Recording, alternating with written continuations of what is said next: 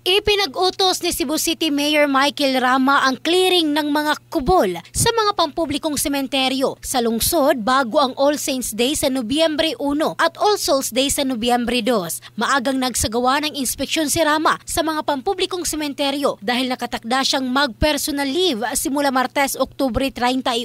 Nakaposisyon na rin ang help desk na may mga pulis, tanod at traffic enforcers. Maliban rito, nasa tamang pwesto na rin ang mga flower vendors. Sa Calamba Cemetery, nakita ng alkalde ang iilang kubol o pansamantalang mga tolda at tirahan. Matapos itong makita, agad niyang inutusan ang mga City Hall personnel maging ang barangay sa paglinis sa kapaligiran kabilang na ang likurang bahagi ng sementeryo kahit pa na hindi ito kadalasang nakikita ng mga tao upang maiwasan na rin na gawin itong tambakan ng mga basura. Bukod sa Calamba Cemetery, ipinag-utos din ng alkalde ang pag-alis sa iba pang mga kubol sa mga pampublikong sementeryo sa lungsod ng Cebu. Ang bahaging ito ay hatid ng DriveMax Adult Herbal Capsule, lalaking laging umaangat in the heart of changing lives. Ito si Michelle Craste ng Brigada News Philippines, The Music and News Authority.